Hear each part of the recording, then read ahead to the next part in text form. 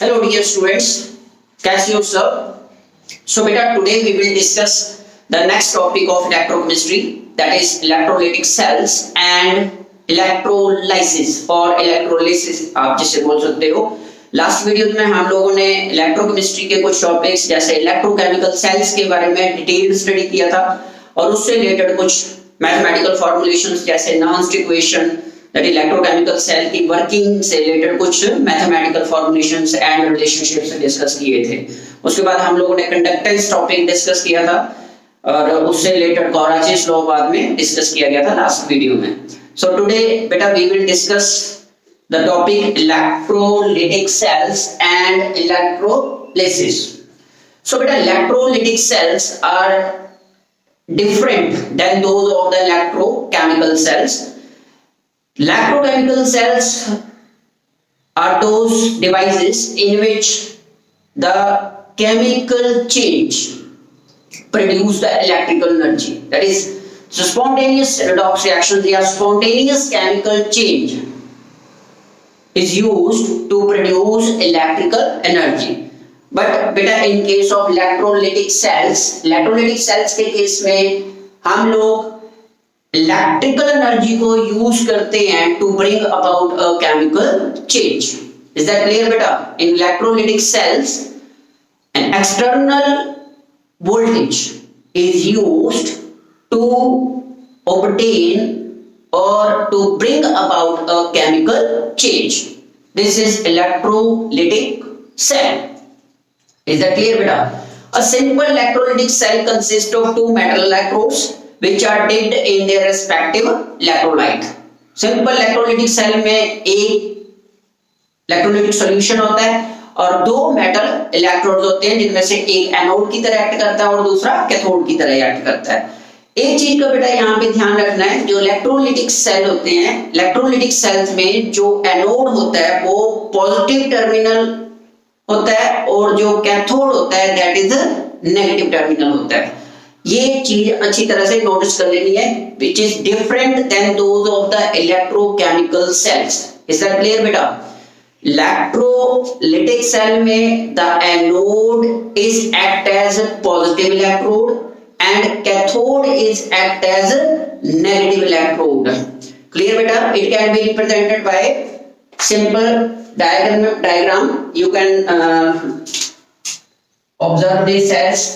इस तरह से एक बीकर होता है, इसमें इलेक्ट्रोलाइटिक सॉल्यूशन डाला जाता है। जैसे सिंपल अगर हम कॉपर इलेक्ट्रोड्स का इलेक्ट्रोलाइटिक सेल कंसीडर करके चलते हैं तो दो कॉपर स्ट्रिप्स होंगी इस तरह से, ये दो कॉपर स्ट्रिप्स होंगी। Is that clear बेटा? Which are dipped in copper sulfate solution. ये कॉपर सल्फेट सॉल्यूशन है of non concentration।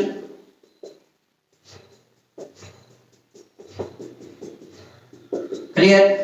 इनको कनेक्ट किया जाता है विद बैटरी के साथ।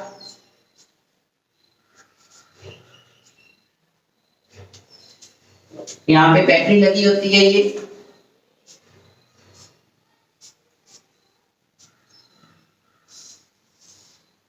that is source of external voltage। ठीक, this is positive terminal, negative terminal। ये आपका कैथोड एक्ट करता है which is negative terminal। ये आपका एनोड एक्ट करता है which is positive terminal of the cell। होता क्या है, जो नेगेटिव आयंस प्रेजेंट होते हैं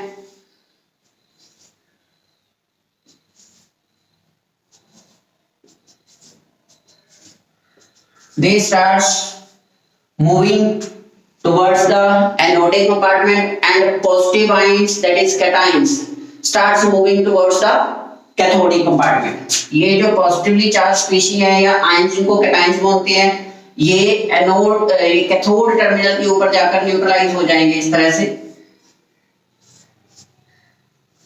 ऐसे। और जो नेगेटिव आयंस हैं ये मूव करेंगे टुवर्ड्स एनोड, मतलब जो एनाइंस है they will move towards anode, ये एनोड की तरफ मूव करेंगे इस तरह से। इज दैट क्लियर बेटा? इसको और ज्यादा इजीली अगर अच्छी तरह से रिप्रेजेंट करना तो हम कुछ इस तरह से रिप्रेजेंट कर सकते हैं कि जो कैटायंस होंगे, cations gets neutralized at cathode, यहां पे जाके ये कैटायंस न्यूट्रलाइज हो जाएंगे इस तरह से, और एनोड के ऊपर जो एनायंस है वो यहां पे आके न्यूट्रलाइज हो जाएंगे कुछ इस तरह से।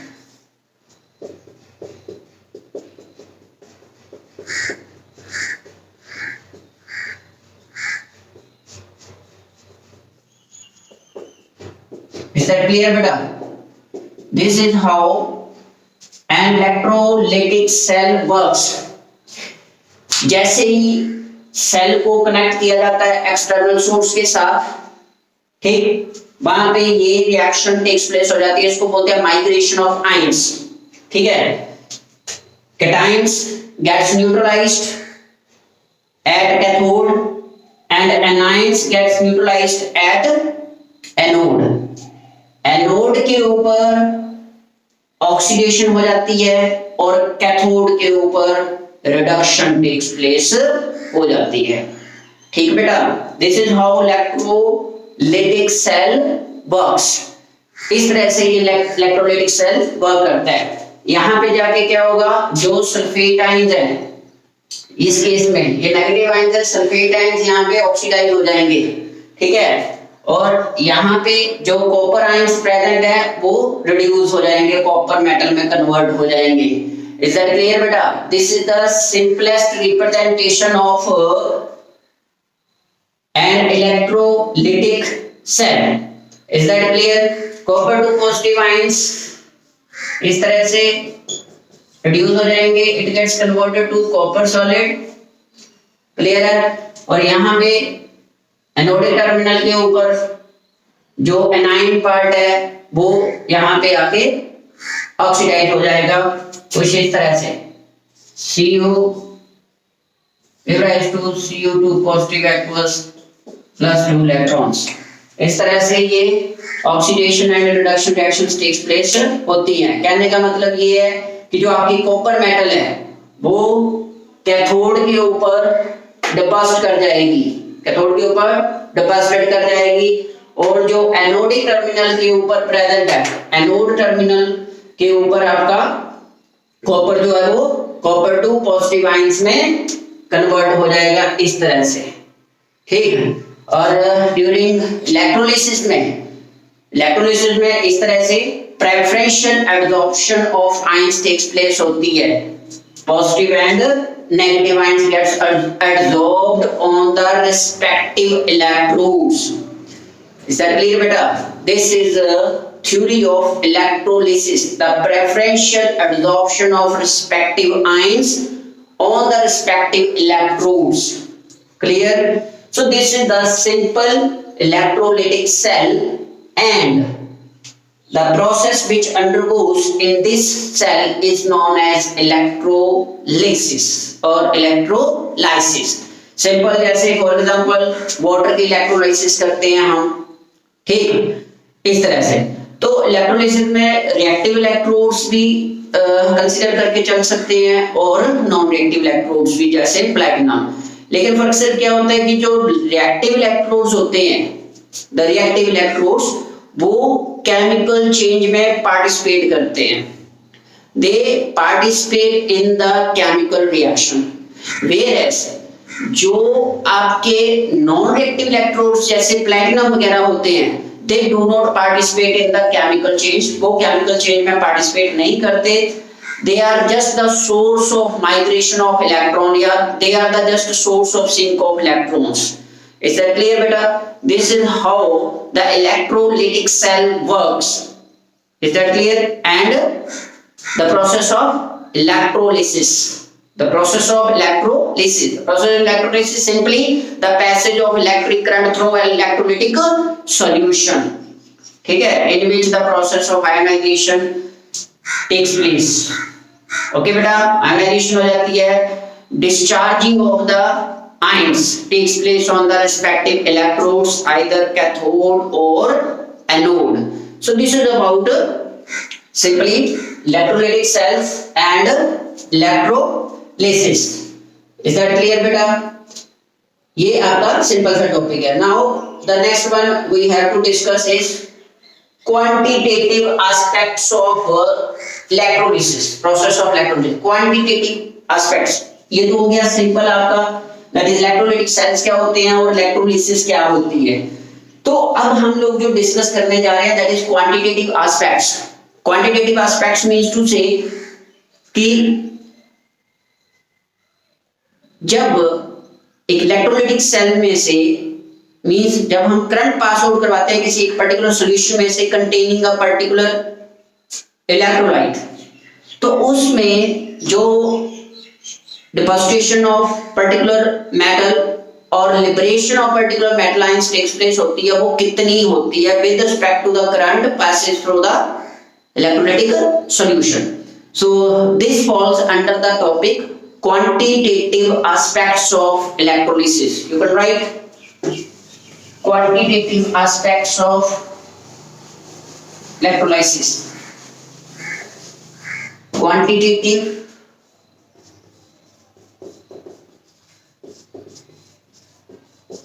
aspects of electrolysis.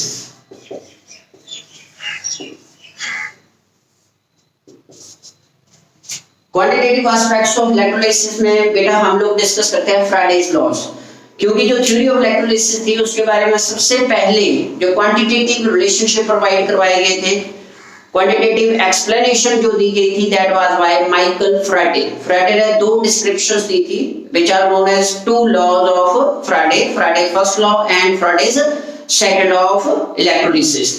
तो वो एक क्वांटिटेटिव एस्पेक्ट्स जो है वो प्रोवाइड करवाते हैं हमें किसके लिए? इलेक्ट्रोलिसिस के लिए, प्रोसेस ऑफ इलेक्ट्रोलिसिस के लिए. तो you can write on the very first one that is Faraday's first law of electrolysis.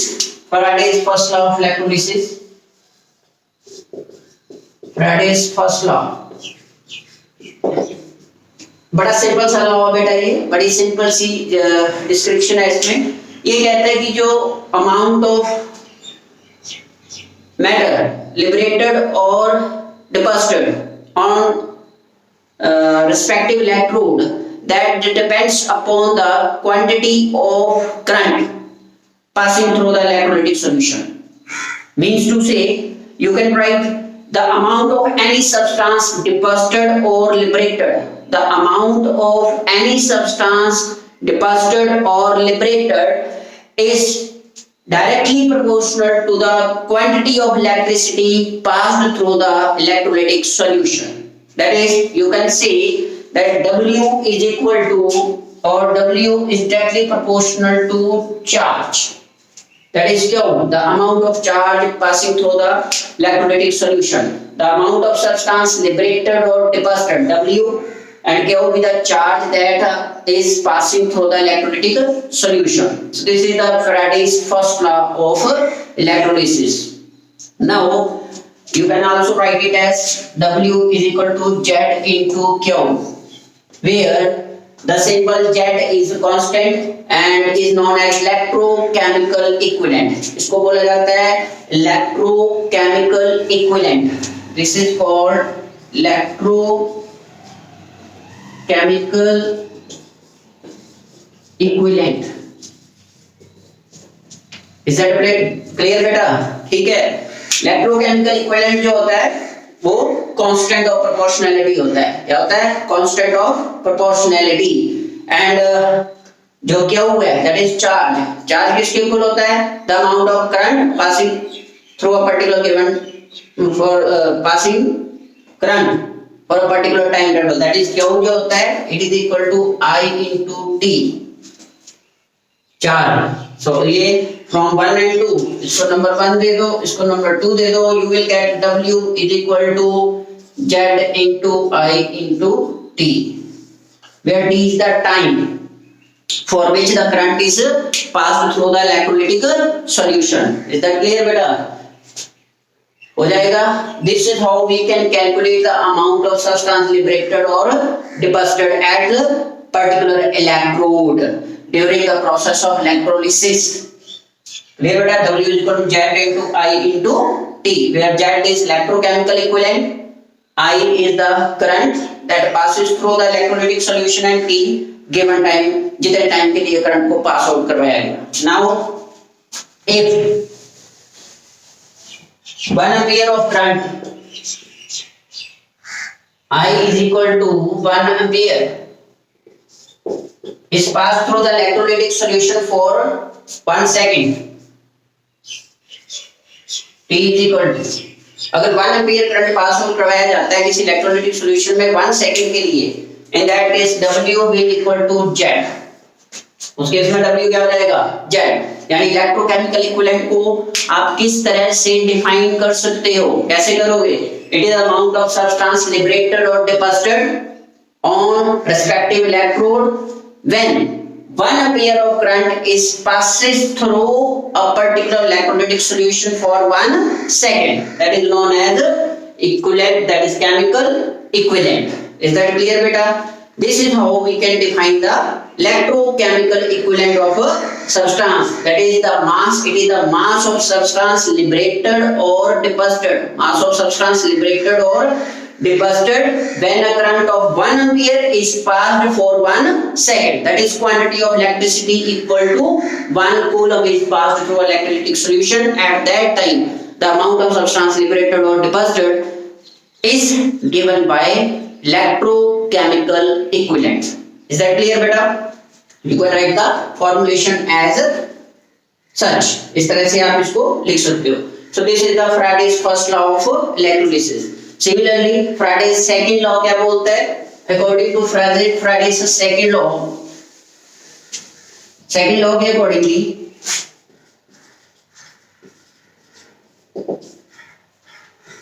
when different electrolytic cells containing same type of electrolyte are connected in series, जब हमने एक दो या दो से ज्यादा इलेक्ट्रोलाइटिक सेल्स हैं आपके पास, ठीक है, उनको हमने सीरीज में कनेक्ट कर दिया आपस में, तो वहां पे जो अमाउंट ऑफ स्पीशीज डिपॉजिटेड और लिबरेटेड होगा that will be equal to the equivalent weights of those particular species.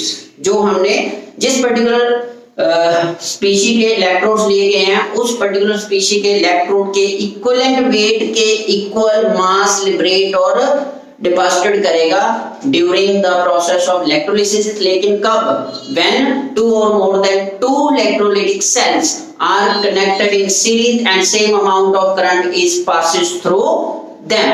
At that stage, the amount of species liberated or deposited will equal to their equivalent weights. So this is the second law of Faraday's. Is that clear, beta? हो जाएगा. जैसे मान लीजिए अगर आप copper electrodes के case में आप अगर देख रहे इसका कंसीडर करके चलते हो केस कॉपर इलेक्ट्रोड्स के केस में, तो उस केस में आपके पास जो हम डिस्क्रिप्शन दे सकते हैं that is weight of copper deposited, weight of copper deposited और weight of copper liberated. It will be equal to the equivalent weight of copper. ठीक? It will be equivalent weight of copper over equivalent weight of silver लिखेंगे. Copper silver consider करके चल रहे हैं. Wait of copper and silver, तो wait of silver liberated आपके पास आ जाएगा equivalent weight of silver.